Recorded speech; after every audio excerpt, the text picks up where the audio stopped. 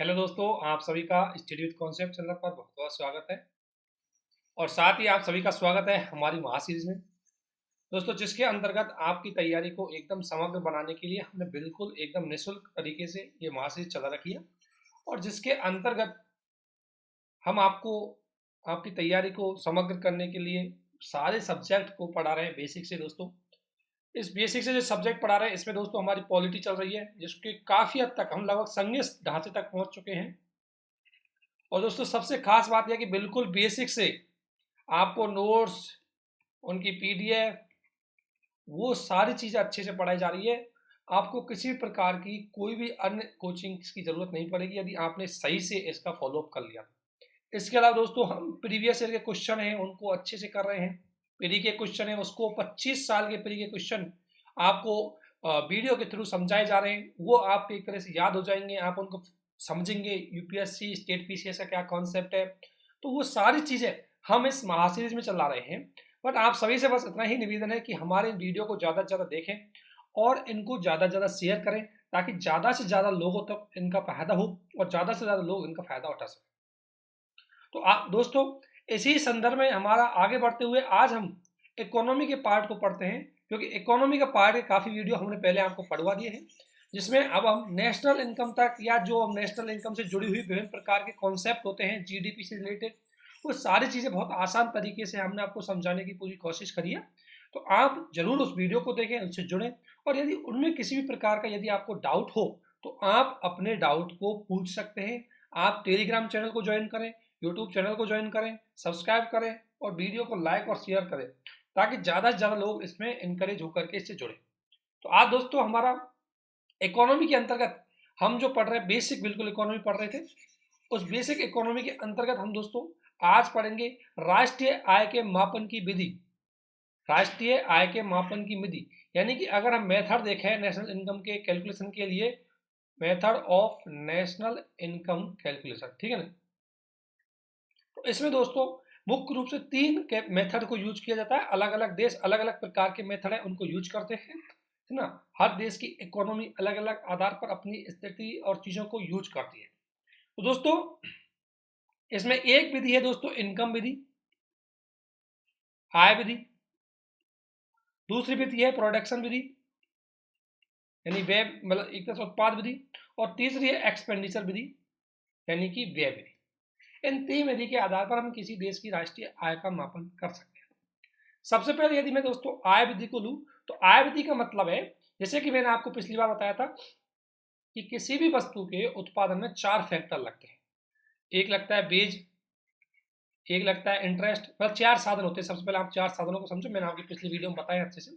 चार साधन होते हैं किसी वस्तु के उत्पादन के लिए, चार फैक्टर्स की जरूरत होती है। उनमें एक है श्रम, एक है दोस्तों पूंजी, एक है उसमें भूमि, और एक है उसमें उद्यमी। इन चार साधनों की जरूरत पड़ती है किसी भी वस्तु के या किसी भी आर्थिक क्रियाकलाप के शुरू करने के लिए, उसमें वस्तु और सेवाओं के उत्पादन करने के लिए।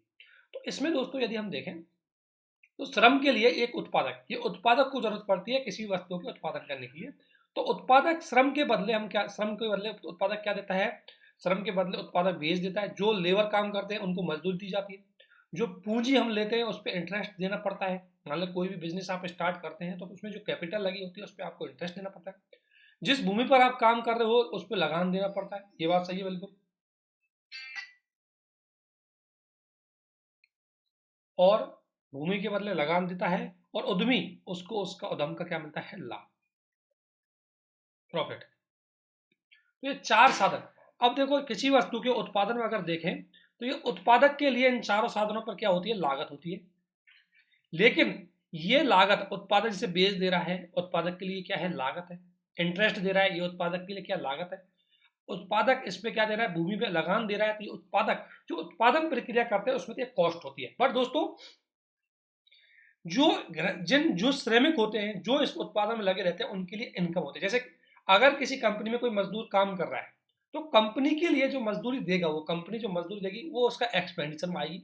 लेकिन जिस मजदूर के लिए वो मजदूरी मिलेगी, वो उसकी क्या होगी, इनकम होगी। अर्थात जो फैक्टर्स होते हैं, जो फैक्टर कॉस्ट लगती है, वही फैक्टर कॉस्ट किसी दूसरे की इनकम बन जाती है। वही लागत किसी दूसरे की इनकम बन जाती है। इसलिए आय विधि के आधार पर हम जब भी जीडीपी को कैलकुलेट करते हैं इसी फैक्टर कॉस्ट को कैलकुलेट कर देते हैं। आर्थिक क्रियाकलापों पर जितना भी उत्पादन होता है उन सारे उत्पादन का जो फैक्टर कॉस्ट है वही जीडीपी एफसी होती है। जो जीडीपी एफसी होती है उसी को ही हम नेशनल इनकम कह सकते हैं आय विधि के आधार पर।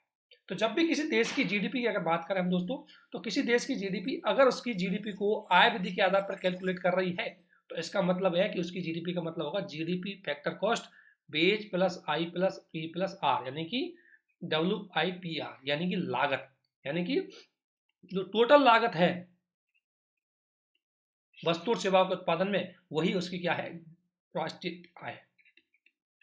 ठीक है, यह है आय विधि। आय विधि के आधार पर इस तरीके से आय विधि जब भी है इसका मतलब है जीडीपी एफसी के आधार पर कोई भी देश अपनी नेशनल इनकम को कैलकुलेट कर रहा है।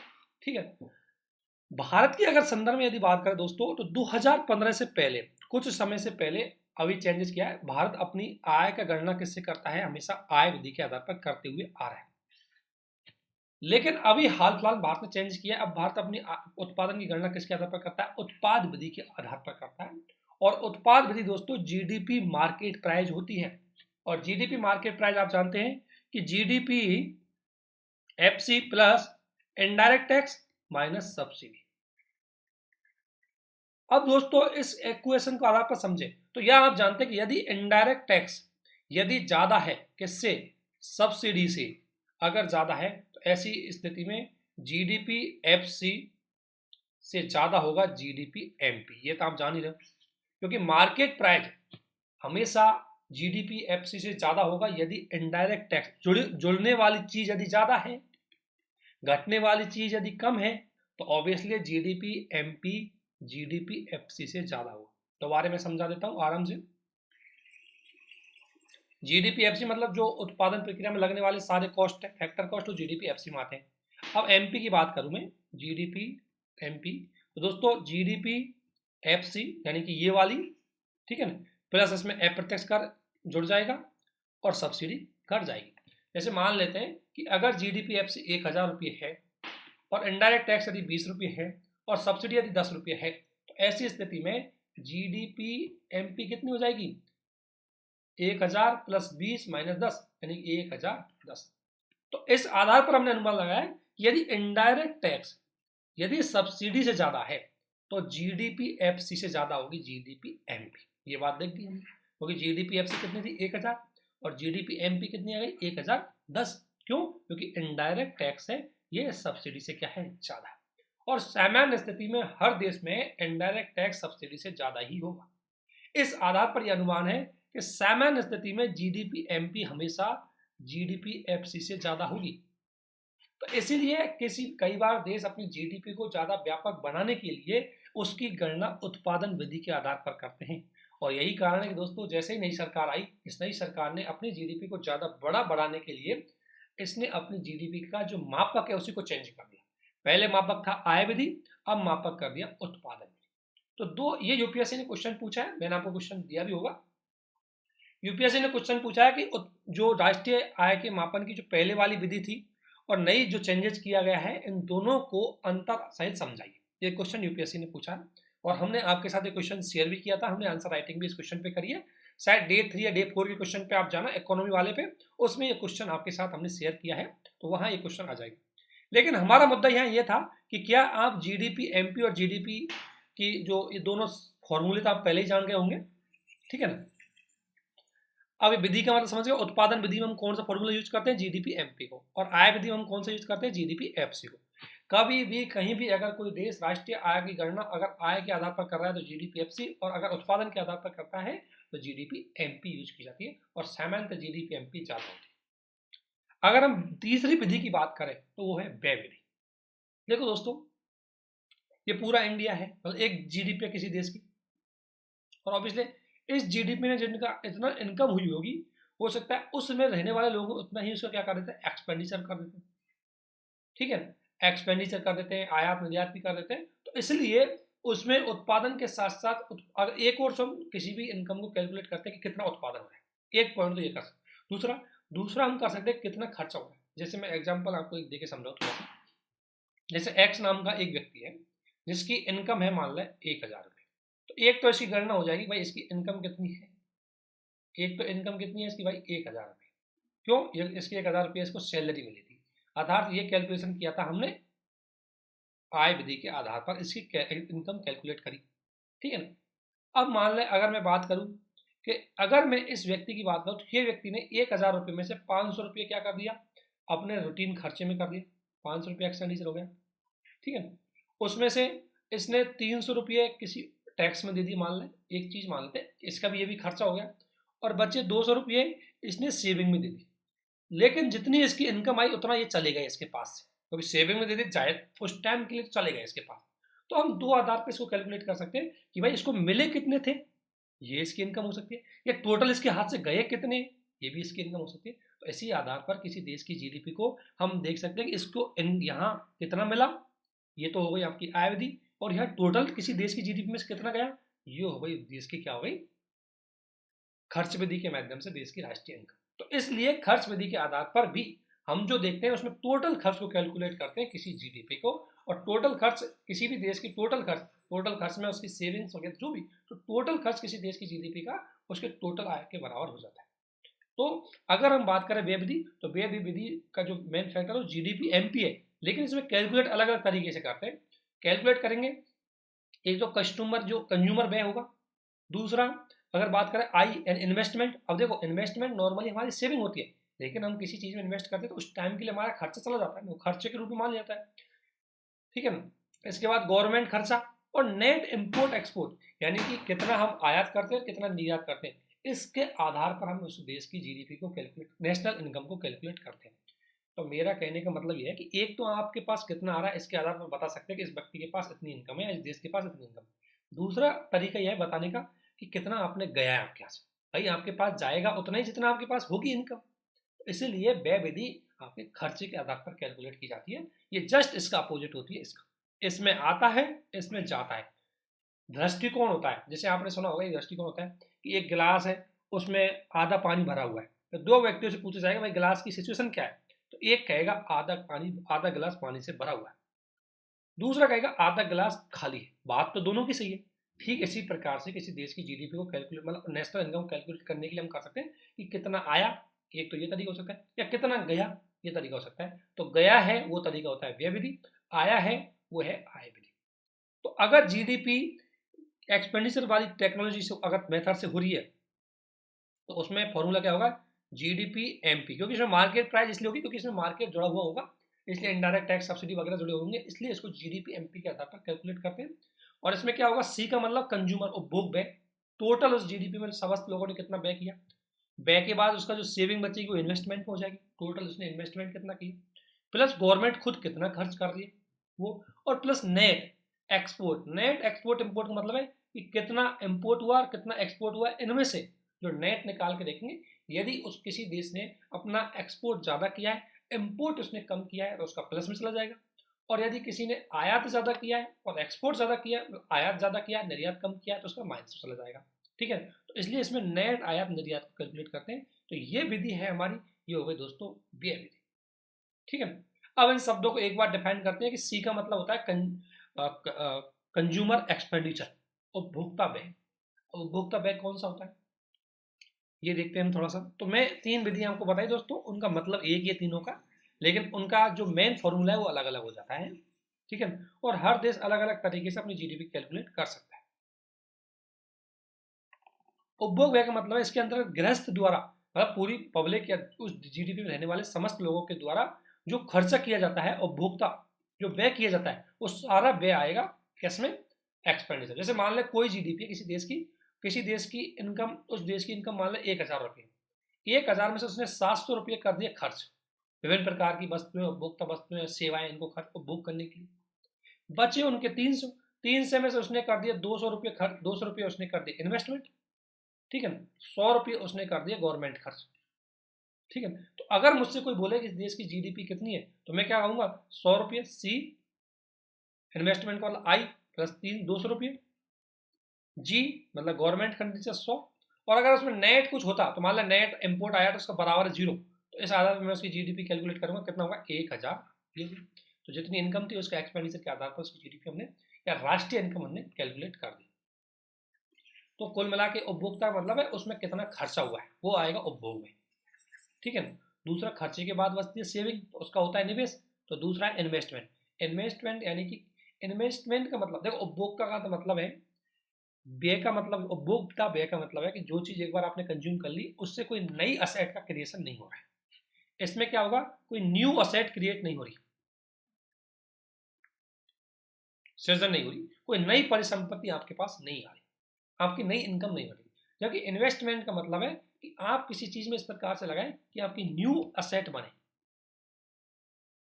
न्यू असेट, नई परिसंपत्ति बने। अब वो परिसंपत्ति आपकी किसी भी रूप में हो सकती है। जैसे अगर किसी व्यक्ति ने निवेश किया शेयर मार्केट, तो शेयर में मिलने वाला रिटर्न उसका इनकम हो जाएगी। यदि किसी व्यक्ति ने निवेश किया मान लें म्यूचुअल फंड में, उससे मिलने वाला इंटरेस्ट उसकी रिटर्न हो जाएगी। किसी व्यक्ति ने हो सकता है कि मशीन खरीद दी जिससे वो वस्तुएं सेवाएं उत्पादन कर रहा है, तो वो उसका इन्वेस्ट हो जाएगा। लेकिन हाँ, अगर कोई व्यक्ति मान लें, देखो ये अंतर, अगर कोई व्यक्ति ने मान लें फ्रीज खरीदा है और फ्रीज को अगर वो घर के लिए यूज कर रहा है, तो ये उसका क्या हो जाएगा, एक्सपेंडिचर, ठीक है। यानी कौन सा एक्सपेंडिचर, जो उसको किसी प्रकार का व्यय उत्पाद वो नहीं देता असेट।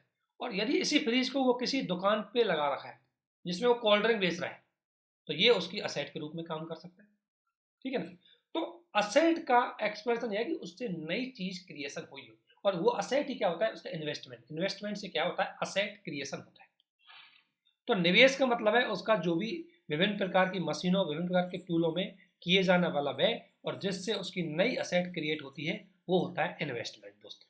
अब इन्वेस्टमेंट आप दो तरीके से करते हो सामान्य, ध्यान रखना। इसमें दो चीज होती है, एक होती है GFCF और एक होता है इन्वेंट्री। GFC का मतलब gross fix capital formation. Growth fix capital formation को मैं आपको समझाता हूँ, और एक है इन्वेंट्री। दो चीज है, इन दोनों को मत समझते हैं। यही क्वेश्चन एक बार स्टेट PCS में प्री में पूछा गया था कि GFCF का मतलब क्या है, और अगर किसी जगह की GFCF बदल रही है तो उसका मतलब क्या है, इकोनॉमी पे क्या प्रभाव पड़ेगा, निवेश बढ़ रहा है क्या प्रभाव पड़ेगा, ये सारी चीजें इससे जुड़ी हुई है। इसलिए इसको थोड़ा सा अच्छे से हमें समझना है। GFCF का मतलब होता है दोस्तों ग्रॉस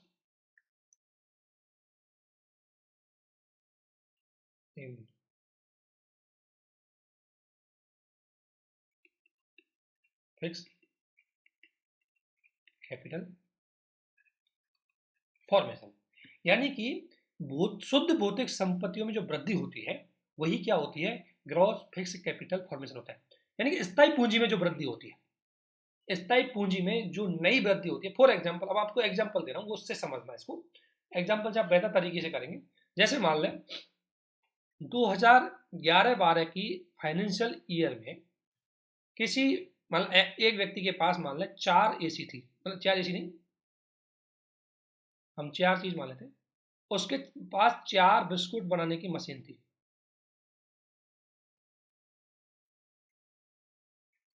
किसमें, 4 बिस्कुट बनाने की मशीन थी 2000। तो ये इसकी क्या हो गई, फिक्स्ड इनकम है। एक बार मशीन आ गई वो फिक्स्ड है, ठीक है। ये फिक्स अटेसा होगी, ये थी। 2012 और 13 की फाइनेंशियल ईयर में इसने 3 और नहीं खरीदी। तो इस प्रकार टोटल इसकी असेट कितनी हो गई, 7। लेकिन न्यू क्रिएशन कितना हुआ है, 4।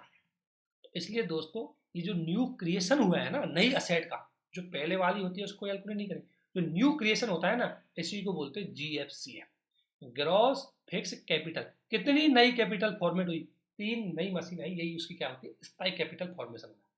तो ग्रॉस फिक्स्ड जो कैपिटल फॉर्मेशन हो रहा है, इसका मतलब यह है कि ऑब्वियसली इसने इन्वेस्टमेंट तो किया है, क्योंकि इन्वेस्टमेंट किया तभी तो 3 मशीनें आई है। अगर इन्वेस्टमेंट नहीं करता, फॉर एग्जाम्पल अगर नेक्स्ट ईयर के लिए देख लूँ मैं, अगर 2013-14 की बात करें तो इसके पास नई मशीन कोई नहीं आई, अब इसके पास 7 ही मशीन है, तो इसका मतलब इस साल इसने इन्वेस्टमेंट नहीं किया। तो ग्रॉस फिक्स कैपिटल फॉर्मेशन का मतलब है कि स्थायी परिसंपत्तियों में कितना निवेश करके उसमें कितनी वृद्धि हुई है, स्थायी परिसंपत्ति। फॉर एग्जाम्पल मशीन हो गई, ठीक है, इक्विपमेंट हो गए। तो किसी भी इंडस्ट्री के लिए जो बेसिक उसकी चीजें जरूरत है, तो इससे क्या, अब किसी देश में यदि स्थायी परिसंपत्ति में किसी GDP में अगर स्थायी परिसंपत्तियों का निर्माण हो रहा है, इसका मतलब उसका विकास हो रहा है। और उसका विकास के साथ साथ उसका रोजगार ही बढ़ेगा। अब मैं आपको फिर एग्जांपल के माध्यम से समझाता हूँ। देखो,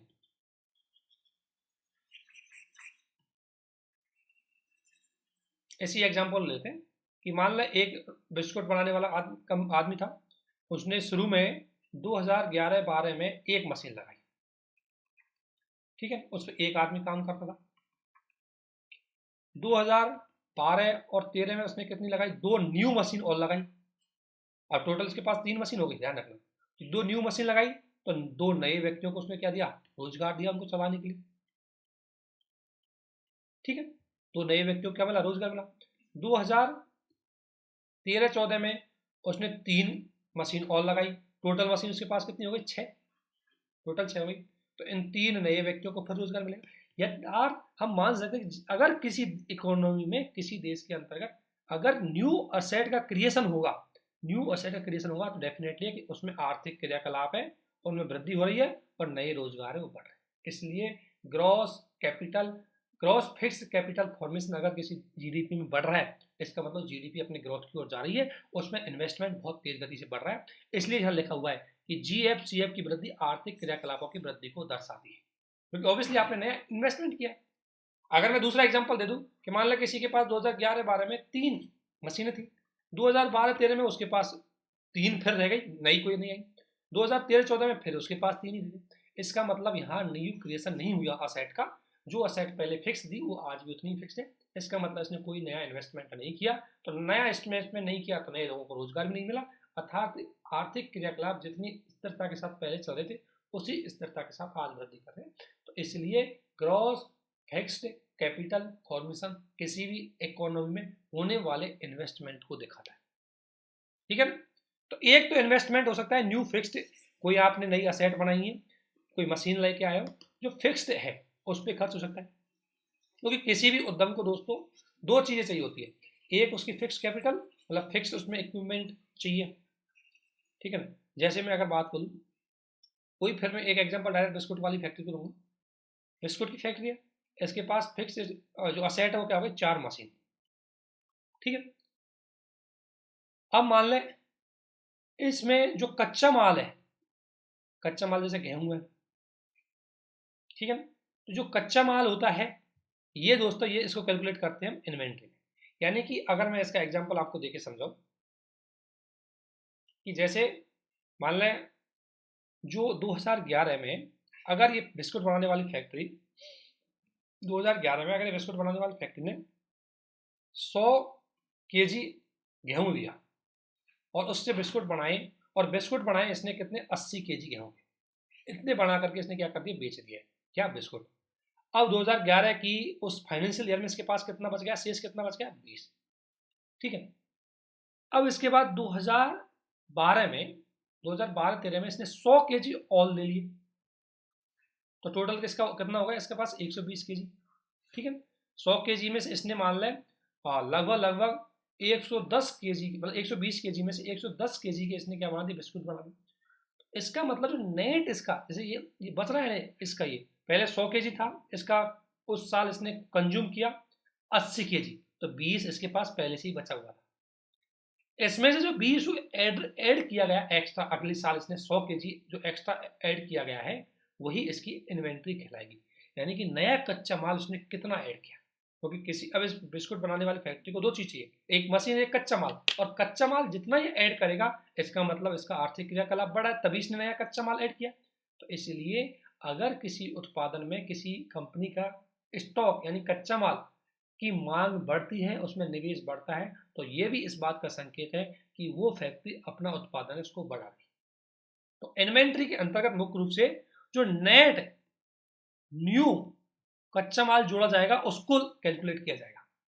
जैसे अगर मैं फिर ये बोल रहा हूँ कि 2011 में उसके पास 100 था, लेकिन 80 खर्च कर दिया, उसने कच्चा माल कंज्यूम कर लिया अपनी बिस्कुट बनाने के लिए, उसमें से 20 तो उसके पास पहले ही था। अब उसके पास 100 नया ऐड 100 केजी उसने और खरीद लिया, तो टोटल तो उसके पास 120 हो गया। लेकिन उनकी इन्वेंट्री में 120 नहीं जुड़ेगा बल्कि 100 ही जुड़ेगा, क्योंकि यही तो न्यू है। 20 तो उसने पिछली साल ही कैलकुलेट कर रखा था। तो इन्वेंट्री ये होती है विशेषकर कच्चे माल की। तो स्टॉक में जो परिवर्तन होता है उसके अंतर्गत उन वस्तुओं को शामिल किया जाता है जो नई ऐड की जाती है। और अगर किसी भी उद्यमी के पास, किसी भी इंडस्ट्री के पास यदि उसकी इन्वेंट्री बढ़ रही है, यदि इन्वेंट्री में परिवर्तन हो रहा है, तो इस बात का संकेत है कि उसने नया कच्चा माल या नया स्टॉक खरीदा है। अर्थात कोई कंपनी अपना कच्चा माल तभी खरीदेगी जब वो अपने तैयार माल को बेच पा रही हो, अर्थात वो तभी निवेश करेगी जब उसका जो डिमांड पूरी कर पा रही हो, उत्पादन हो रहा हो। तो अर्थात दोनों चीज़ों से संकेत मिलता है कि अगर GFCF बढ़ रहा है तो इसका मतलब आर्थिक क्रियाकलाप बढ़ रहे होंगे ऑब्वियसली। अगर इन्वेंट्री बढ़ रही है तब भी इसका मतलब है कि आर्थिक क्रियाकलाप बढ़ रहे होंगे। तो ये दोनों अगर किसी इकोनॉमी में ग्रोथ कर रहे हैं तो इस बात का संकेत है कि वो इकोनॉमी आर्थिक क्रियाकलापों की ओर जा रही है और वो इकोनॉमी बूम हो रही है, वृद्धि की ओर जा रही है। ठीक है, तो अगर आपसे पूछे इन्वेंट्री में किसको कैलकुलेट कर रहे हैं, तो जो परिवर्तन हुआ है उसी को चेंज कर।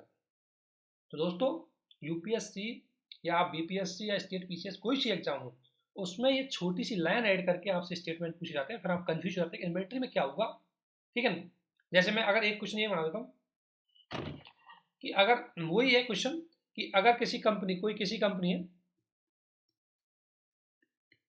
के पास, किसी कंपनी के पास अगर मान लो 400 kg कोई स्टॉक है, ठीक है ना, 2011 में, तथा 2012 में उसके पास मान लें 300 kg स्टॉक है, जिसमें उसने, मैं कह सकता हूँ उसने 2011-12 की फाइनेंशियल ईयर में 200 kg कच्चे माल का यूज किया था। तो क्या ये जो स्थिति आपको दिखा रही है, क्या ये इन्वेंट्री की स्थिति है या नहीं? तो दोस्तों पहले उसके पास 400 kg था, 2012 में उसके पास 300 kg है, इसमें उसने 200 kg यूज कर लिया, तो बचना चाहिए था उसके पास 200 kg, लेकिन उसके पास 300 है, इसका मतलब 100 kg उसने नया एडिशन किया है, इसका मतलब 100 kg उसकी क्या हो गई, इन्वेंट्री हो गई। और यही इन्वेंट्री उसका क्या है दोस्तों, इन्वेस्टमेंट।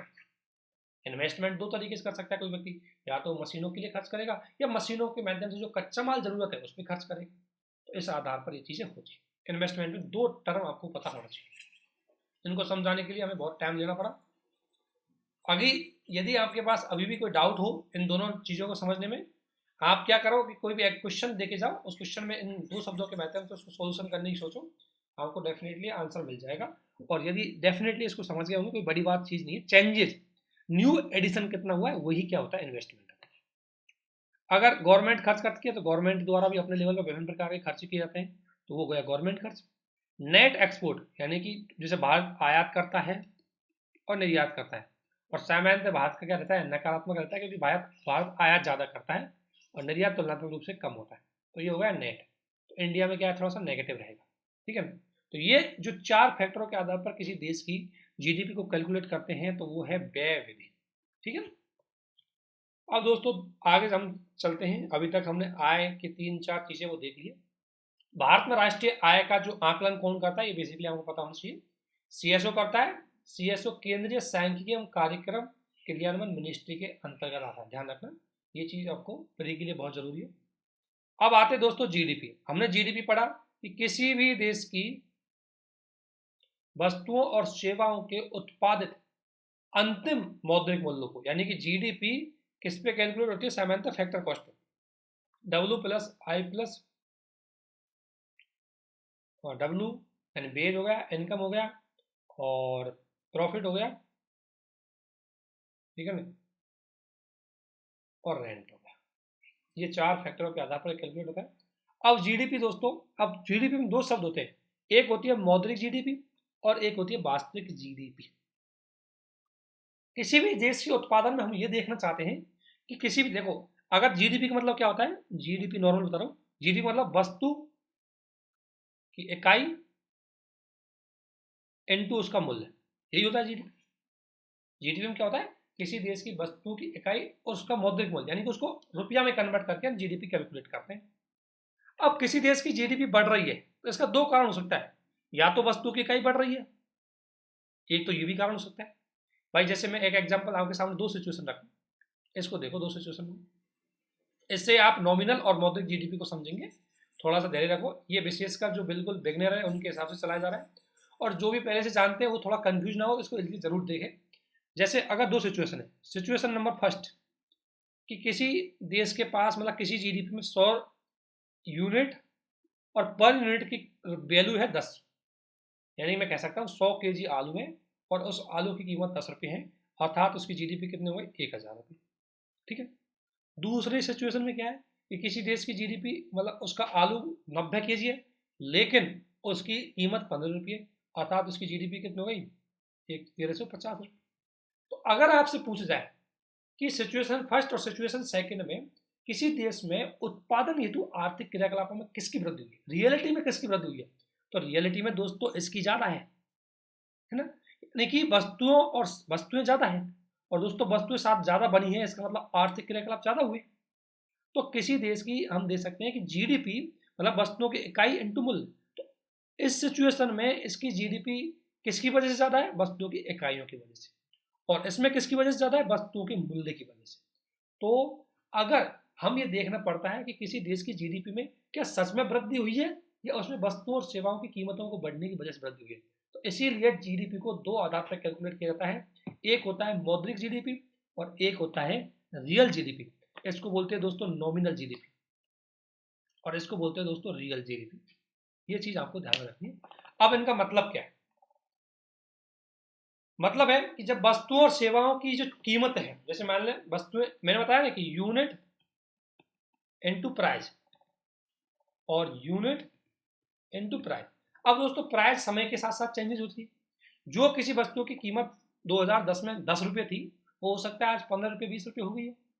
तो जब किसी देश की जीडीपी को कैलकुलेट करते हैं तो उसकी वस्तुओं और सेवाओं को चालू वर्ष यानी करंट ईयर के साथ, करंट ईयर में जो प्राइस है, जैसे वर्तमान करंट ईयर क्या है 2022-23, तो करंट ईयर में उस वस्तु की जो प्राइस है उसके साथ गुणा करके यदि हम जीडीपी कैलकुलेट करेंगे तो वो जीडीपी है मौद्रिक जीडीपी। ठीक है। और वास्तविक जीडीपी का मतलब क्या है कि जब वस्तुओं एवं सेवाओं की कीमत को आधार वर्ष के साथ, आधार वर्ष सामान्यतः वह वर्ष होती है जहां सामान्यतः वस्तुओं और सेवाओं की कीमतें स्थिर होती है, एकदम जनरल सिचुएशन में होती है, जेन्युइननेस में होती है। तो आधार वर्ष के आधार पर अब इसमें क्या है यूनिट इनटू प्राइस, लेकिन प्राइस कौन सी होगी, आधार वर्ष की। ठीक है। आधार वर्ष के आधार पर जब वस्तुओं और सेवाओं की कीमतों के आधार पर जब जीडीपी कैलकुलेट की जाती है तो वो जीडीपी हो जाती है दोस्तों वास्तविक जीडीपी। अब इसमें देखो, अब आप समझो कि हम आखिरकार रियलिटी वास्तविक जीडीपी का मतलब है कि रियलिटी में उस देश में कितने आर्थिक क्रियाकलाप बढ़े जिनकी वजह से जीडीपी जी बढ़ी, अर्थात वास्तविक जीडीपी सामान्यतः किस लिए बढ़ेगी कि उसमें न्यू यूनिट बनी होगी, मतलब नया उत्पादन हुआ होगा, और अगर नया उत्पादन हो रहा है इसका मतलब नया रोजगार हो रहा है, रोजगार सृजन हो रहा है, और अगर रोजगार सृजन हो रहा है इसका मतलब आर्थिक क्रियाकलाप बढ़ रहा है। और दूसरी बात, यदि किसी देश की जीडीपी इसलिए बढ़ रही है उसमें कीमत बढ़ रही है तो इसका मतलब है कि नया उत्पादन नहीं हो रहा, और नया उत्पादन नहीं हो रहा तो नया रोजगार नहीं आ रहा, और यदि नया रोजगार नहीं आ रहा तो इसका मतलब यह है कि वह जीडीपी स्थिर है या रोजगार उन्मुखी नहीं है। ठीक है। अब इसको एग्जाम्पल सहित समझते हैं, जैसे भारत के संदर्भ में देखो, भारत में जैसे मान लें 10 एक हम लेते हैं आलू, लेते हैं आलू की कीमत लेते हैं, हमारे पास देते हैं कि अगर आलू की कीमत वर्तमान टाइम पे अगर देखें तो जनरली इसकी कीमत होगी 20 रुपये जनरली। तो अगर कोई जीडीपी 10 केजी आलू उत्पादन करती है और 20 रुपये उसकी वर्तमान प्राइस है, ऐसी स्थिति में उस देश की जीडीपी कितनी हो जाएगी 200 रुपये। ठीक है। यह है आपकी कौन सी नॉमिनल जीडीपी, क्योंकि करंट ईयर पे कैलकुलेट करते हैं। और वास्तविक जीडीपी कैलकुलेट होती है, जैसे मान लो 10 केजी उसका आलू था, ठीक है ना, मान लो आलू क्या हो गया 10 से उसने उत्पादन 10 केजी, दो सिचुएशन हो सकती है, उसके पास 10 केजी आलू था और उस समय 2000 जब हमारी आधार वर्ष कितनी है 2011-12 है, तो 2011-12 के टाइम पे आलू की कीमत आपको पता है मैक्सिमम कितने रुपए होगी 10 केजी होगी, तो ऐसी स्थिति में आपकी जीडीपी कितनी हुई 100 रुपये। अब आप देखोगे आधार पर तो आप तो कहोगे कि यार सच में हमारा तो कुछ जीडीपी घटी है, वृद्धि नहीं हुई, लेकिन हकीकत में यह है कि दोस्तों आपकी जीडीपी स्थिर है, पहले भी 10 वस्तुओं का उत्पादन कर रही थी, आज भी 10वीं वस्तुओं का उत्पादन कर रही है, अर्थात आपकी जीडीपी घटी तो नहीं है, स्थिर है। लेकिन अगर मैं दूसरी सिचुएशन दे दूं कि 10 की बजाय इस दौरान मान ले 15 केजी आलू उत्पादन किए उसने, मान लेते हैं, तो इसका मतलब उसका उत्पादन बढ़ गया, कितना हुआ, 150 रुपये, और यहाँ उत्पादन कितना, 200 रुपये। तो अगर हम करंट ईयर के आधार पर कैलकुलेट कर रहे हैं तो 200 रुपये आ रहा है, अगर हम आधार वर्ष के आधार पर कैलकुलेट कर रहे हैं तो 150 वर्ष आ रहा है। लेकिन दोस्तों ये बात सही है कि ये जो 150 बड़ा है, 100 से 150 हुआ है, ये कीमत की वजह से नहीं बल्कि वस्तु की संख्या में वृद्धि की वजह से हुआ है। और यदि वस्तु की संख्या बढ़ी है, इसका मतलब 10 केजी आलू की जगह 15 हुआ है, तो उत्पादन बढ़ा है, उत्पादन बढ़ गया है तो ऑब्वियसली रोजगार बढ़ेगा, रोजगार बढ़ेगा तो आर्थिक क्रियाकलाप बढ़ेंगे। इस आधार पर आपकी जीडीपी में टोटल ग्रोथ रेट देखी गई। तो इसका मतलब यह है कि नॉमिनल जीडीपी होती है, मौद्रिक जीडीपी होती है, वो करंट ईयर के आधार पर कैलकुलेट होती है, और नॉमिनल जीडीपी है, सॉरी रियल जीडीपी है, वो आधार वर्ष के आधार पर कैलकुलेट होती है, और आधार वर्ष में वस्तुओं की कीमतें सामान्यतः स्थिर होती है, स्थिर होती है, उसी को आधार वर्ष के रूप में कैलकुलेट करते हैं। तो इसलिए दोस्तों हम मौद्रिक जीडीपी और रियल जीडीपी को क्यों कैलकुलेट करते हैं, क्योंकि हम ये जानना चाहते हैं कि अर्थव्यवस्था में जीडीपी किसके कारण बढ़ी है, क्या उत्पादन के कारण बढ़ी है या वस्तुओं की कीमत की वजह से बढ़ी है। और यदि वस्तुओं की कीमत की वजह से बढ़ी है, इसका मतलब जीडीपी में वृद्धि का मेन कारण क्या है दोस्तों, इन्फ्लेशन है। ठीक है ना। इसके लिए और समझाने के लिए मैं एक एग्जांपल की सिचुएशन देता हूं। जैसे एक एक्स देश की जीडीपी है और एक वाई देश की जीडीपी है, ठीक है ना। दो एग्जांपल, एक्स देश की अगर बात करूं, ये कर रहा है इसकी जीडीपी का कैलकुलेशन मान लें करंट ईयर पर, और ये कर रहा है इसकी जीडीपी का कैलकुलेशन मान लें आधार ईयर, ठीक है। करंट ईयर पर अगर देखें तो मान लें इसने 10 केजी उत्पादन किया, इसने भी 10 केजी उत्पादन किया। इसकी करंट ईयर पे क्या करेगा, ऑब्वियसली करंट ईयर में मतलब जो वर्तमान समय में अगर वो वस्तुओं की कीमत लेगा तो ऑब्वियसली ज़्यादा होगी, तो इसकी कीमत है 20 रुपये, अर्थात इसकी जीडीपी कितनी हो गई, टोटल 200 रुपये, टोटल कितनी हो गई, 200 रुपये होगी जीडीपी। तो लेकिन ये किस पे है, करंट ईयर के आधार पर, ठीक है। इसकी 10 केजी था, लेकिन इसकी 10 केजी की जगह इसको मैं 15 केजी करता हूँ, तो इसकी कीमत कितनी, 15 की, मतलब इसने 15 केजी वस्तुओं का उत्पादन किया, लेकिन ये आधार वर्ष के आधार पर कैलकुलेट कर रहा है, इसका आधार पे 10 है, तो अर्थात इसकी टोटल जीडीपी कितनी होगी, 150 रुपये। तो अगर आपके सामने दो सिचुएशन आए तो आप तुरंत बोल देंगे नहीं एक्स देश की जीडीपी ज्यादा है, जबकि रियलिटी में अगर जांचना चाहोगे दोस्तों तो एक्स देश की जीडीपी ज्यादा है, लेकिन एक्स देश की जीडीपी ज्यादा है, इसका कारण क्या है, इसका कारण है इन्फ्लेशन, महंगाई। जहां एक्स देश में 1 किलो आलू 20 रुपए के आ रहे हैं, वहीं बाई देश में 1 किलो आलू आधार वर्ष में 10 रुपए के आ रहे थे। अर्थात ये जो 200 रुपये बढ़े हैं, 150 से 200 रुपये बढ़े हैं, इसका मेन कारण है दोस्तों इन्फ्लेशन, ना कि उत्पादन। क्यों, उत्पादन तो यहां ज्यादा हुआ है, यहाँ 15 केजी का हुआ है, जबकि यहाँ 10 ही केजी का हुआ है।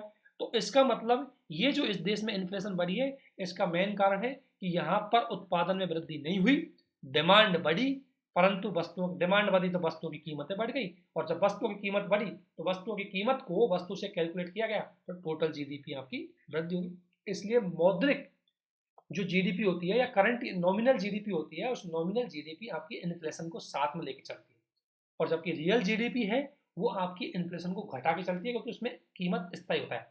तो इस आधार पर हम ये अनुमान लगाते हैं कि वस्तुओं की कीमतों में कितनी वृद्धि हुई है, ये पता लगता है हमें नॉमिनल जीडीपी और रियल जीडीपी के अनुपात से।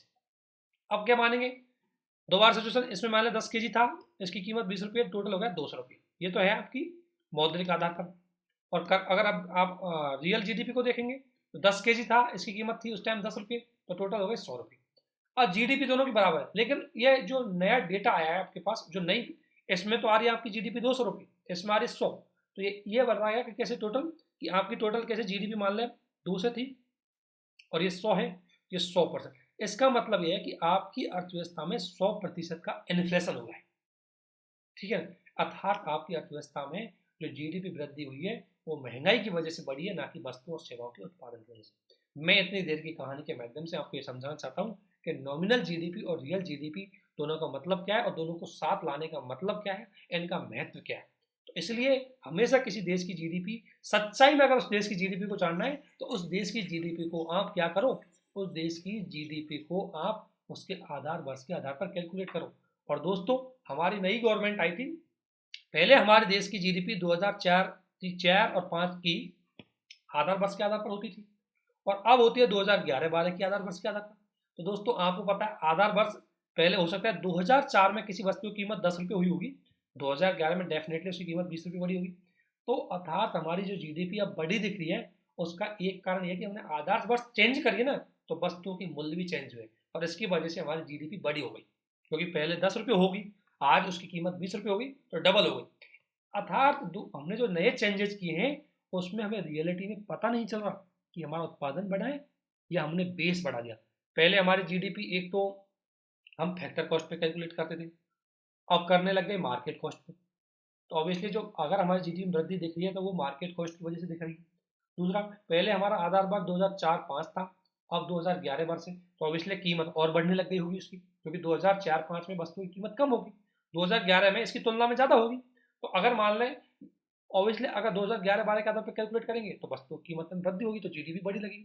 तो नए जो चेंजेस किए हैं हमारी जीडीपी में, ये चेंजेस क्योंकि हर गवर्नमेंट दिखाना चाहते हैं कि हमने जीडीपी में कितना वृद्धि करी, लेकिन रियलिटी में आपने आर्थिक क्रियाकलाप कितने बढ़ाए इसका डेटा आपको तभी पता लगेगा जब आप 2004-5 की बेस ईयर के आधार पर इनकी जीडीपी को कैलकुलेट करेंगे और तब बताएंगे कितना वृद्धि हुई है।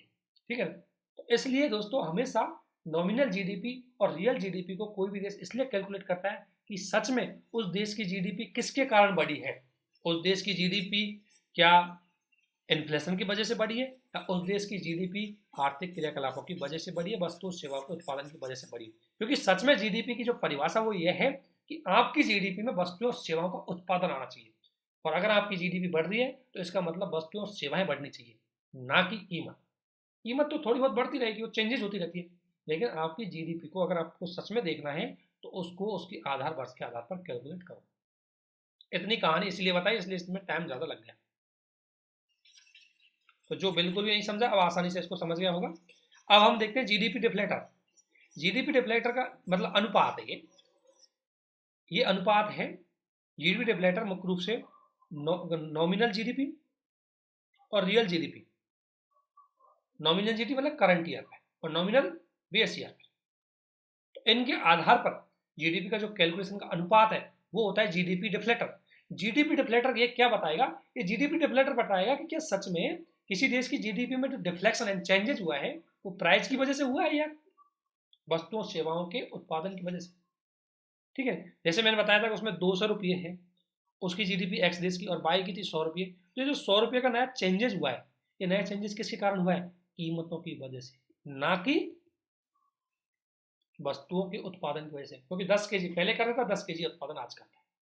तो अविस्फीति इस बात का सूचकांक है कि जो मूल्य में परिवर्तन हुआ है वो जीडीपी की बदलती मात्रा को प्रदर्शित करता है, और उसमें इन्फ्लेशन का क्या रोल है। तो जीडीपी में नया चेंजेस हुआ है उसमें इन्फ्लेशन का क्या रोल है, और इसी इन्फ्लेशन के आधार पर हम भविष्य अनुमान लगा सकते हैं कि हमारी इन्फ्लेशन ज़्यादा हो रही है तो इसको कम कैसे किया जा सके। ठीक है, तो इतने एग्जाम्पल इतनी चीज़ें आपको इसलिए समझाई गई ताकि आप बेहतर तरीके से, क्योंकि यही इकोनॉमी का आधार है। अगर एक बार आप इसको समझ गए तो आप अपने आप पता लगा लेंगे भारत में जीडीपी ग्रोथ रेट हो रही है वो रियलिटी में कितना हो रही है, इन्फ्लेशन कितना है, इन्फ्लेशन बढ़ रही है तो इसको कम कैसे कर सकते हैं, क्या क्या चीज़ें हम लगा सकते हैं, तो वो सारी चीज़ें हमें पता लग जाएगी। अगला हमारा है कि दोस्तों जीडीपी की कैलकुलेशन में आपको पता है कई चीज़ नहीं आती, जैसे आय असमानता का पता नहीं लग सकता। भाई अगर मान लें एक्स देश है और वाई देश है, एक्स देश की इनकम 1000 रुपये, वाई देश की इनकम मान लें 2000, 1000 इसकी मान लेते चलो, 1000 रुपये इसकी इनकम। और हम कह सकते हैं कि एक्स देश में 5 आदमी थे, मतलब वाई देश में 5 आदमी, जिसमें एक आदमी की इनकम 22, एक आदमी की इतनी है और बाकी अन्य की 200 रुपये अन्य की। ठीक है, 5 अन्य में से एक की 800 है और 4 अन्य की 200 रुपये। इसी प्रकार से एक्स देश की बात करें तो इसमें भी यही था। इसमें क्या था, इसमें इस तरीके से कहा, एक की 300, एक की 200, एक की 150, ठीक है, फिर एक की 150 और फिर एक की 200, इस तरीके से इसमें इनकम थी। जबकि इसमें क्या था, यानी कि असमानता यहाँ ज्यादा है। यहाँ क्या है, 800 एक व्यक्ति के पास है और 200 4 व्यक्तियों के पास है, अर्थात असमानता यहाँ ज्यादा है। यह समानता थोड़ी लगभग दोनों सब में 20-20 का सा दिख रहा है। अब ये मान लेते हैं कि 2011 और 12 की ले लेते हैं दोनों की जीडीपी। फिर इसके बाद अगर हम कैलकुलेट करते हैं 2013 और 14 मान लेते हैं, इसकी जीडीपी बढ़ करके हो गई 2000 रुपये। इसकी जीडीपी बढ़ के हो गई 2,500 रुपये। लेकिन इसमें जो 2,500 बढ़ी, ये 1,700 रुपये लगभग लगभग किसके बढ़े, इस अकेले के बढ़े। इसकी अकेले की बढ़कर 1,700 हो गई और शेष की बढ़कर कितना हो गई 800 रुपये। ठीक है, ये चरण की 8 से। और इसमें अगर देखें हम तो इसकी 300 से 500 हो गई, इसकी 200 से 400 हो गई, इसकी 150 से 300 हो गई, इसकी 150 से 300 हो गई, इसकी 400 से 500 हो गई। चलो ऐसे मान लेते हैं, ऐसे करके इसकी कितनी हो गई 2,000 रुपये। ठीक है, अब आपके पास दोनों चीजें, जीडीपी में ग्रोथ रेट तो इसकी में कम हुआ है, जीडीपी 1 से 2,000 रुपये, और बाई की जीडीपी ज्यादा बढ़ी है, 2,000 रुपये हुए। लेकिन सच में इक्वलिटी किस में ज्यादा बढ़ी है, एक्स में, जबकि बाई में इनइक्वलिटी असमानता ज्यादा बढ़ी है। इसलिए जीडीपी में वृद्धि दर कभी आपकी आय असमानता को कैलकुलेट नहीं कर सकती, क्योंकि वो टोटल नंबर को देखती है, ना कि उसके डिस्ट्रीब्यूशन। ठीक है ना, तो एक चीज आप समझ लोगे, इसमें आय असमानता को शामिल नहीं किया जाता। दूसरा, गैर बाजार की क्रियाएं, क्योंकि दोस्तों इसमें मुद्रा को शामिल किया जाता है। और मान लें ए व्यक्ति और बी व्यक्ति, ए व्यक्ति क्या है, सब्जी वाला है, बी व्यक्ति खेती करने वाला है। बी व्यक्ति ने इसको गेहूं दिया, इसने इसको सब्जी दे दी, तो यहाँ पर तो मुद्रा आई नहीं, और मुद्रा नहीं आई तो इसको कैलकुलेशन ही नहीं हुआ। तो इसलिए वस्तु विनिमय को इसमें चेंजिंग शामिल नहीं किया था। नकारात्मक पर्यावरणीय, यानी कि आपको पता है कि मान लें ये जो ए मान लें 1,000 से इसकी जीडीपी 2,000 रुपये हुई, इसकी 1,000 से 2,000 रुपये हुई। लेकिन इन्होंने ये तो 1,000 से 2,000 बढ़ाने के लिए उसके परिणाम स्वरूप पर्यावरण को तो नुकसान होता है, उसको तो घटाया नहीं। सच में जीडीपी तो यही होती है कि उसको भी घटाना। तो इसलिए जीडीपी में सामान्यतः पर्यावरण का कितना हास उसको शामिल नहीं किया जाता, ये इसका फॉल्ट है। हालांकि अभी नई नई जीडीपी कैलकुलेशन आ रही है, तो उसमें उसको करने लग गए, तो उसको अलग नाम देता है। लेकिन नॉर्मल सिचुएशन में ये स्थिति है। तो ये क्वेश्चन आता है कि जीडीपी गणना में क्या क्या चीजें शामिल नहीं होती। तो वस्तु विनिमय नहीं होता, आय असमानता कैलकुलेशन कर सकते नहीं कर सकते, पर्यावरण पर क्या इफेक्ट पड़ रहा है पता नहीं लगा पाते। ठीक है, जैसे हम नॉर्मली क्या देखेंगे कि भाई चाइना की जीडीपी 15 ट्रिलियन डॉलर है, इंडिया की जीडीपी 3 ट्रिलियन डॉलर है, लेकिन सच में चाइना ने पर्यावरण को कितना नुकसान पहुंचा है, तो जीडीपी का पता तब लगेगा, लेकिन पर्यावरण का कितना नुकसान पहुंचा है इसको जीडीपी में सामान्यतः कैलकुलेट नहीं किया। एक होता है जीडीपी बैक सीरीज। दोस्तों, जीडीपी बैक सीरीज का मतलब है कि जब आधार वर्ष के आधार पर, आधार वर्ष के पूर्व के वर्षों की जीडीपी का कैलकुलेट किया जाता है, तो उसे जीडीपी, जैसे एग्जांपल समझो, जैसे भारत की वर्तमान आधार वर्ष कितनी है, 2011 और 12। अब नॉर्मली 2011-12 तो मैं इससे हमेशा जीडीपी कैलकुलेट करूंगा तो 2011-12 से आगे की ही करूंगा। लेकिन मुझे कारणवश कई बार कोई इकोनॉमी जानना चाहती है कि सच में कितना हमारा जो इन्फ्लेशन बढ़ा है, तो कई बार वो क्या करती है कि इससे आधार वर्ष 2011-12, उस समय वस्तु की कीमत 10 रुपये, और इस समय वो क्या करेगी फिर 2009 की जीडीपी को कैलकुलेट करें। अगर इस कीमत के आधार पर वो पिछले साल की जीडीपी को कैलकुलेट करें या आधार वर्ष से पिछले साल की जीडीपी को कैलकुलेट करती है, तो उसी कैलकुलेशन को बोलते हैं जीडीपी बैक सीरीज। जैसे 2011-12 आधार वर्ष है और 2004-5 की अगर कोई जीडीपी गणना करता है, तो इसका आधार है कि वो बैक सीरीज में जाकर के उसकी गणना करता है। और इसका ऐसा क्यों किया जाता है, ऐसा इसलिए किया जाता है कि हम सच में जानना चाहते हैं कि जीडीपी में जो ग्रोथ हुई है उसमें कीमत की वजह से हुई है या वस्तुओं सेवाओं के उत्पादन की वजह से।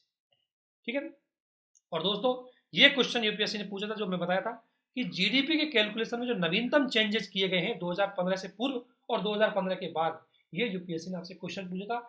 जीएस तरीका लगभग 2020 या 21 का पहला क्वेश्चन यही था, और इस क्वेश्चन को हमने आपके साथ शेयर भी किया था।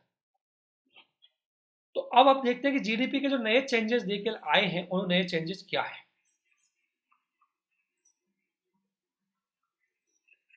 ये क्वेश्चन यूपीएससी जीडीपी का क्वेश्चन है, लेकिन यूपीएससी क्वेश्चन पूछते हैं दोस्तों, स्टेट पीसीएस भी क्वेश्चन पूछती है, स्टेटमेंट से क्वेश्चन पूछेगी। इसलिए आपको आपकी समझ बहुत अच्छे से करनी पड़ेगी, क्योंकि इकोनॉमी के प्रीलिम्स के क्वेश्चन आपकी समझ से ही सॉल्व हो पाएंगे।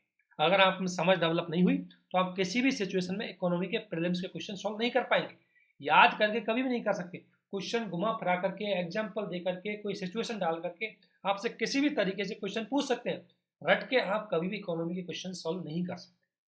ठीक है ना, इसलिए अब तक मैंने तीनों आय विधि, सारी टर्मिनोलॉजी आपको बताई है, inventory, gross fix capital formations, है ना, नेट एक्सपोर्ट इंपोर्ट, इन सारी चीज़ों का आपको पता होना चाहिए। अगर इनको आपने अच्छे से समझा है तो आप अच्छे से इसको कर लेंगे। तो जीडीपी मापन के नए चेंजेस किए गए। पहला नए चेंजेस मैं बताया था कि पहले हम कैलकुलेट करते थे फैक्टर कॉस्ट पे, फैक्टर कॉस्ट का मतलब स्तर, अब करते हैं मार्केट प्राइस पे। ठीक है, अब किस पे करने लग गए हम दोस्तों, पहले हमारी साधन लागत पे थी, अब हमारी बाजार लागत पर होगी। तो ऑब्वियसली जीडीपी आपकी बढ़ेगी, क्योंकि मैंने बताया था कि अगर आप एमपी के आधार पर करेंगे तो ज़्यादा बढ़ेगी, क्योंकि मार्केट प्राइस सामान्यतः फैक्टर कॉस्ट से ज़्यादा होती है, ये मैंने आपको बताया था। ठीक है। दूसरा, जीबीए के आधार पर अब लागत, अब जीबीए के आधार पर कैलकुलेट करें। जीबीए के जो आधार पर इसलिए कैलकुलेट कर रहे हैं, मैंने आपको बताया था, क्योंकि जीबीए से आप पता लगा सकते हैं कि जो आपकी जीडीपी में वृद्धि हुई है वो प्राइमरी सेक्टर में हुई है, सेकेंडरी सेक्टर में हुई है, या सर्विस सेक्टर में हुई है। जैसे मैं एक एग्जांपल आपको पहले भी दिया था, पिछले वीडियो में आप देखना, जब मैंने जीबीए कॉन्सेप्ट पढ़ाया था, तो जीबीए का मुख्य है कि क्षेत्रफल वृद्धि कितनी हुई है, इसको कैलकुलेट करता है। हालांकि जीबीए और जीडीपी इक्वल आएगा, लेकिन ये जीबीए बताएगा कि क्षेत्रफल कितनी वृद्धि हुई है, और इसका एग्जांपल मैंने आपको दिया था प्रीवियस वीडियो में, जाकर के उसको देख सकते हैं। ठीक है। नया चेंजेस क्या किया है कि MCA 21 डेटाबेस को लेके आए हैं। MCA 21 डेटाबेस क्या होता है कि एक प्लेटफॉर्म है जिसमें जो भी कॉर्पोरेट कंपनी होती है, और कॉर्पोरेट कंपनी जैसे 2021, 2022 और 23 है, तो वो कंपनी क्या करेगी, 2021-22 में इसका जितना उत्पादन हुआ, और जैसे 2021-22 खत्म होने वाली है, ये अपना डेटा पहले से ही इस प्लेटफॉर्म पे डाल देगी। और जो ये डेटा डालेगी, कंपनी जो अपना डेटा है, जो जानकारी इस डेटा पे प्रस्तुत करेगी, उसको MCA 21 डेटाबेस कहा जाता है, और इसी को फिर जीडीपी के आधार पर कैलकुलेट किया जाता है। जीडीपी में इसको क्या किया जाता है, शामिल कर लिया जाता है, क्योंकि कंपनी अपना डेटा देती है ना, उसके अलावा। इसके अलावा दोस्तों, पहले हमारे जीडीपी में केवल वस्तुओं और सेवाओं के उत्पादन को ही शामिल किया जाता था। अब कई चीजें चेंज करने लगे। अब हम शेयर मार्केट को भी शामिल करने लग गए। अब हम इंश्योरेंस मार्केट को, म्यूचुअल फंड को, पेंशन को, सेबी, एफडा, इन सारे के अकाउंट को जब हम ऑब्वियसली इनको शामिल करेंगे, तो जीडीपी का कवरेज कवरेज बहुत ज्यादा बढ़ गया। पहले कवरेज कम था, केवल केवल वस्तुओं और सेवा का उत्पादन था। अब उसमें कवरेज क्या हो गया, शेयर मार्केट, स्टॉक एक्सचेंज, परिसंपत्तियां सभी आ गई। तो पहले ये चीजें नहीं आती थी। अब आधा जीडीपी का संख्या तो यही बढ़ा देंगे। सच में जीडीपी कितनी बड़ी है, वो तो आपकी पहले उतनी थी, लेकिन आपने बहुत सारी चीजें उसमें और ऐड कर दी, तो नंबर ऑफ जीडीपी है, मतलब जीडीपी का जो नंबर आएगा वो ज्यादा हो जाएगा। इसके अलावा इसमें जो स्थानीय निकाय और राज्य स्वयं संघ, इनको दिया जाने वाला फंड है, वो भी शामिल करने लग गए। तो जीडीपी का ज्यादा कवरेज बढ़ा गया है। तो जब भी इस प्रकार का क्वेश्चन आए, तो ये बात तो सही है। तो इसमें देखो, हमेशा क्वेश्चन क्या करते हैं, हमारी गलती क्या हो जाती है कि हमारे पास इंफॉर्मेशन तो सब अवेलेबल होती है, लेकिन हम क्या करते हैं, जो प्रेजेंट गलत तरीके से करते हैं। हमेशा मुद्देबाजी करो। जैसे यहाँ कर देंगे हम, एक तो चेंज कर देंगे, यहाँ इसकी अगर मैं हेडिंग दूँ, तो यहाँ हुआ कि एक तो नया चेंजेस क्या हुआ कि मापक में चेंज, मापक में परिवर्तन, हेडिंग हुई या नहीं हुई। इसमें लिख दूंगा, पहले फैक्टर कॉस्ट पे करता था, अब मार्केट प्राइस पे करता हूँ। सेकंड चेंजेस में क्या करता हूँ दोस्तों, बेस ईयर, आधार वर्ष में परिवर्तन। पहले आधार वर्ष 2004-05 थी, और आधार वर्ष 2011-12। ठीक है। दूसरा मैं चेंज करूंगा कि कवरेज बढ़ा दिया हमने। पहले केवल वस्तु सेवा उत्पादन किया था, अब कवरेज में सारी चीजें शामिल हुई। ठीक है। कवरेज में हम और भी दे सकते हैं, अब ये लोकल गवर्नमेंट के अंदर लगे। तो 4-5 मुद्दे बाई मुद्दे अगर मैं इसको ज्यादा बताऊंगा अच्छे से, तब जाके आपके नंबर अच्छे आएंगे, तभी जाकर के मजा आंसर में। हमारी सबसे बड़ी गलती क्या होती है कि हम डायरेक्ट लिखने लग जाते हैं उसको। तो दोस्तों, जब भी इस प्रकार का क्वेश्चन आए, ये सारे क्वेश्चनों को हम हमेशा हेडिंग, सब हेडिंग देकर के लिखेंगे, तो डेफिनेटली है कि आपका नंबर 1 से 2, 1 नंबर या 1.5 नंबर आपका ज़्यादा आएगा। और 20 क्वेश्चनों में अगर आपने आधे नंबर, 1-1 नंबर का भी मार्जिन कर लिया, तो आप बहुत आगे निकल जाएंगे। और मेंस में एक बार अगर आप आगे निकल गए, तो इंटरव्यू में आपको कोई नहीं पहचान पाएगा। ठीक है ना। इसलिए मेरा वीडियो के माध्यम से आपको आंसर राइटिंग सारी चीज़ें डेवलप हो जाएंगी, सारी चीज़ें आपको अच्छी से बताई जा रही है, बट डिपेंड ऑन यू कि आप किस तरीके से उस चीज़ को यूज करते हैं, क्योंकि जो यूज करेगा वो फायदा उठा करके निकल जाएगा। अब हम लास्ट टॉपिक को और देख लेते हैं इसमें, क्योंकि इसमें समझाने वाली ज़्यादा चीज़ थी, इससे ज़्यादा कवर हम कर नहीं पाए। कि जीडीपी को एक ग्रोथ का अच्छा पैरामीटर नहीं मानते। जीडीपी को कभी, जीडीपी में अगर ग्रोथ हो रही है, तो हम कभी ये नहीं मानेंगे कोई डेवलपमेंट हो रहा है, क्योंकि जीडीपी में बहुत सारी चीज़ें शामिल हैं। एक तो लैंगिक विषमता को शामिल नहीं कर सकते इसमें, क्योंकि किसी देश की जीडीपी बढ़ रही है, अब हम नहीं, ये नहीं देखेंगे कि उसमें पुरुषों की कितनी बड़ी और महिलाओं की कितनी बड़ी। दूसरा, ये कभी संधारणता नहीं होती। इसमें ना तो प्राकृतिक संसाधनों का दोहन कैलकुलेट किया जाता है, ना ही आय वितरण को देखा जाता है, क्योंकि आता नहीं है। तो हम सच में बता ही नहीं सकते डेवलपमेंट हो रहा है या किसी एक देश की, एक व्यक्ति की जीडीपी बढ़ रही है। इसमें निर्धनों की स्थिति बता नहीं सकते। देखो, हमारे देश भारत 7 से 8% अपनी जीडीपी ग्रोथ कर रहा है, लेकिन क्या जितनी जीडीपी ग्रोथ हो रही है, क्या उतनी हमारी गरीबी कम हो रही है? नहीं हो रही। आर्थिक विषमता को नहीं बताता। कई चीज़ों के बारे में हमें कई चीज़ें इसमें नहीं आती, इसलिए कि कितना अवकाश का समय, जीवन की गुणवत्ता क्या है, लोगों को कितना फायदा हुआ है, क्योंकि जिंदगी में पैसे ही पैसे सब कुछ नहीं होते, सबसे बड़ी होती है संतुष्टि। तो जीडीपी बढ़ रही है, क्या भारत में संतुष्टि का स्तर बढ़ रहा है? और सेवेंथ ये देखा जा रहा है, भारतीय इकोनॉमिक सर्वे आया था 2017-18 का, उसमें ये बताया गया जो अमीर राज्य है वहाँ क्राइम ज़्यादा है, और उसमें एग्जाम्पल दिया गया था पंजाब। तो क्या किसी देश में पैसे, किसी देश की जीडीपी, पंजाब की जीडीपी बढ़ी लेकिन उसी अनुपात में उसमें क्राइम बढ़ा, तो क्या सच में ही इसको विकास बोलेंगे? इसलिए जीडीपी कभी किसी देश के विकास का द्योतक हो ही नहीं सकती। इस चीज़ को आपको देखो, जीडीपी की जब भी आपको आलोचना करनी हो तो ये पॉइंट आपको जरूर लिखने।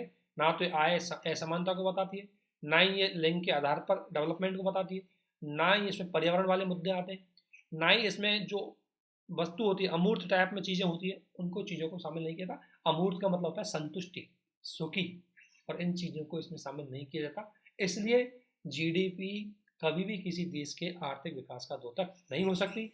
यदि इंडिया की जीडीपी ग्रोथ कर रही है, इंडिया आपको पता है कि दुनिया की 5 सबसे बड़ी इकोनॉमी में आ रहा है, लेकिन उसके बावजूद भी एचडीआई इंडेक्स में भारत बहुत पीछे है, ग्लोबल हंगर इंडेक्स में बहुत पीछे। तो क्या इसे डेवलपमेंट बोलेंगे? असली डेवलपमेंट तो आपने देखा होगा स्वीडन, नॉर्वे जैसे देशों का है, जो हर रैंक में अच्छे आते हैं, हालांकि उनकी जीडीपी कम है। इसलिए कभी किसी देश की जीडीपी उसके विकास का द्योतक नहीं होती।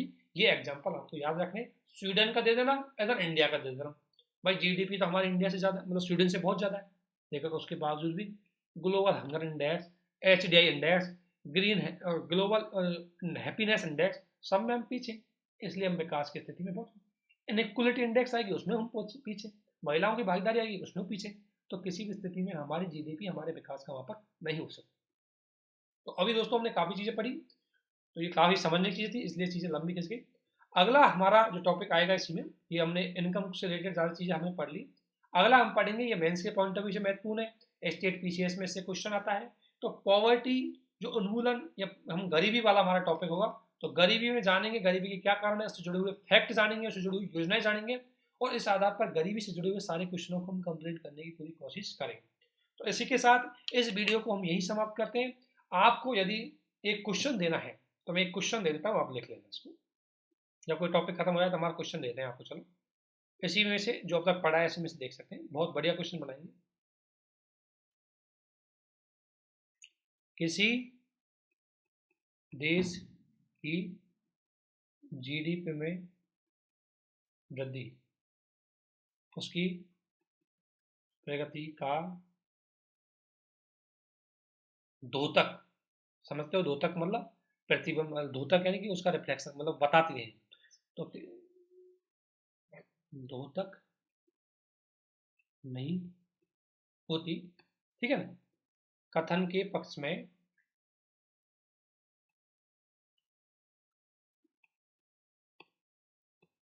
तर्क दीजिए, ये आपको समझाना है। और इसमें दोस्तों आपको एग्जाम्पल यूज करना है जो मैंने आपको अभी बताया। एक क्वेश्चन तो ये है जीएस 3 में, ये जीएस का क्वेश्चन आपको लिखना है। जीएस 3 में ये क्वेश्चन आ भी सकता है और आया भी है, ठीक है। एक क्वेश्चन, भारत दुनिया की 5वीं सबसे बड़ी इकोनॉमी, मतलब जीडीपी है, इकोनॉमी है, परंतु विकास की प्रगति में अभी, विकास की प्रगति में अभी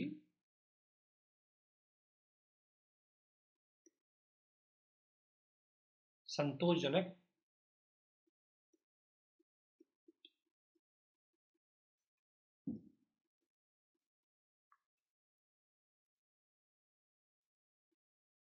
कमेंट करो इस पर भाई। भारत दुनिया की 5वीं बड़ी अर्थव्यवस्था है, लेकिन विकास की स्थिति में अभी संतोषजनक स्थिति में नहीं है। इसमें आपको यूज करना है दोस्तों ग्लोबल हंगर इंडेक्स को, एचडीआई को, सबको खराब स्थिति सारी बता देनी है, ठीक है ना। लेकिन साथ साथ में आपको ये भी दिखाना है कि भाई जीडीपी 5 में वृद्धि दर होगी। हमेशा ये नहीं है कि जीडीपी विकास में द्योतक नहीं है। हाँ, हमारी जीडीपी बढ़ेगी तो हमारी गरीबी कम होगी, ग्लोबल हंगर इंडेक्स एचडीआई में हमारी स्थिति भी सुधरेगी। तो वो डेटा भी देना है कि हमारे पहले जीडीपी इतनी थी तो हमारी गरीबी इतनी थी, पहले हमारी गरीबी 39% थी, बाद में अभी घट करके हमारी गरीबी 21% आ गई। तो ये हमेशा ऐसे मत सोचना कि नेगेटिव नेगेटिव दे दो, पॉजिटिव भी देना है। अब ये आप पे डिपेंड करेगा, क्योंकि कमेंट एक ऐसा पॉइंट होता है जिसमें खुल के आप लिख सकते हो, पॉजिटिव नेगेटिव दोनों लिख सकते हो। तो अब आपको देखेंगे आपकी ये क्षमता पता लगेगी, आप क्वेश्चन को कितना समझ पाते हो और कितना उसको प्रेजेंट कर पाते हो। इस क्वेश्चन का जो आंसर है वो मैंने आपको बता दिया है। दोनों का आंसर लगभग एक जैसा है, लेकिन एक का थोड़ा सा डिफरेंस हो जाएगा। अब वो आपको समझना है कैसे डिफरेंस होता है। इन क्वेश्चनों को आप जरूर लिखें, हम जो हमारे डेली आंसर राइटिंग है उसमें इन क्वेश्चनों को जरूर देंगे, लेकिन जो दोस्त हमारे वीडियो को देखें उन क्वेश्चनों को जरूर देखें। इसी के साथ आप सभी का हमारे साथ बने रहने के लिए बहुत बहुत धन्यवाद। और दोस्तों वीडियो को देखो, आपको आंसर राइटिंग आपकी कॉन्सेप्ट सारी तैयारी जबरदस्त करवा दी जाएगी, बट आपसे रिक्वेस्ट है कि अच्छे से इनको देखें। और अगर कोई भी चीज़ आपके समझ में नहीं आए, अगर कोई चीज़ लगता है कि स्पीड से बोली जाए, तो वीडियो को ढीला कर लो, स्लो कर लो, ठीक है ना। लेकिन एक एक पॉइंट को आपको समझने की पूरी कोशिश करनी है। हालांकि लेंथी हो सकता है, टाइम लग सकता है, बट श्योरिटी एक ऐसी तरीके से समझाने की पूरी कोशिश की जाएगी कि आपको अच्छे से समझ में आ जाएगा। आप सभी को हमारे साथ बने रहने के लिए बहुत बहुत धन्यवाद।